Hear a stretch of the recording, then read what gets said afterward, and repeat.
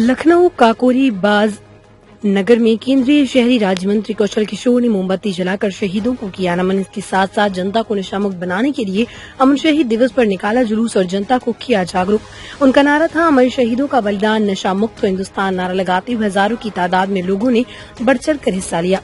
उन्होंने काकोरी शहीद स्मारक पर शहीदों को नमन किया और उन्होंने बताया कि चंद्रशेखर के नेतृत्व में 9 अगस्त 1925 को काकोरी में चैन खींची गई।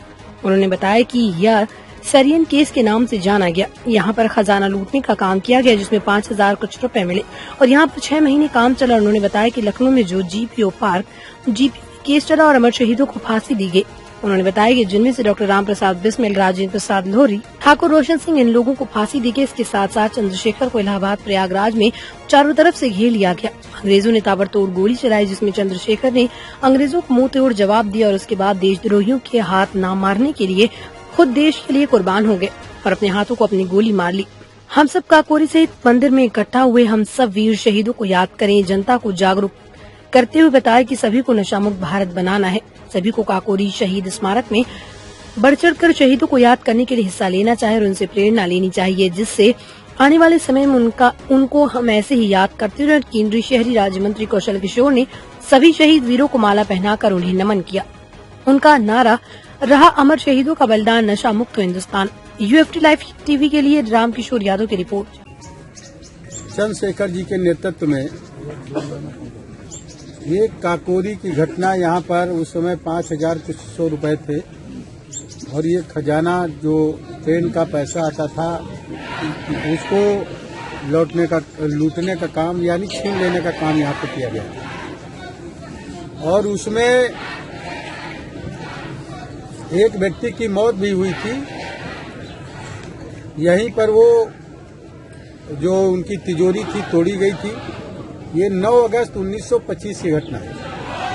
तो 9 अगस्त के कई एक बड़े मायने हैं, ध्यान में रखो। एक तो 9 अगस्त 1925 को यहाँ पर काकोरी षड्यंत्र केस जो है वो हुआ।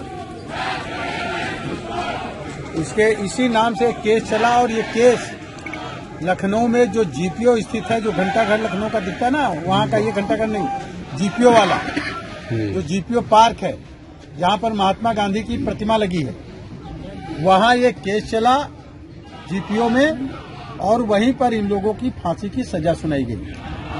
और आज के दिन राम प्रसाद बिस्मिल को फांसी दी गई। आपके गोरखपुर में माननीय मुख्यमंत्री जी वहां पर गए हैं, कल इस संबंध में वार्ता हुई। ठाकुर रोशन सिंह को फांसी हुई, राम प्रसाद बिस्मिल को फांसी हुई, राजेंद्र प्रसाद लोहरी को फांसी हुई और अशफाक उल्ला खां को फांसी हुई। चंद्रशेखर जी ने अल्फ्रेड पार्क इलाहाबाद प्रयागराज में जब चारों तरफ से जब तक गोली चलाई उन्होंने और जब चारों तरफ से घेर लिया उनको, उनकी मुखबरी भी हमारे देश के आदमी ने किया था। उन पर गोली चलाने वाले भी अंग्रेजों की पुलिस में जो शामिल थे हमारे देश के लोग, वही लोग चला रहे थे।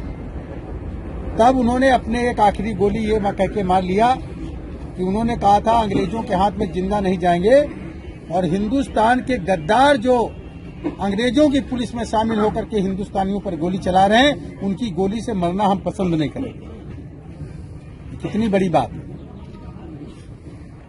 जलियांवाला बाग कांड का सुना कि नहीं सुना? जिसमें कई हजार लोग मारे गए। जनरल डायर ने केवल आदेश दिया था, फायर, केवल इतनी बात बोली थी, फायर। एक भी गोली उसने नहीं चलाई थी। गोली मालूम किसने चलाई थी? हिंदुस्तान के वो गद्दार लोग जो अंग्रेजों की पुलिस में और सेना में भर्ती होकर के हमारे देश के ऊपर अंग्रेजों का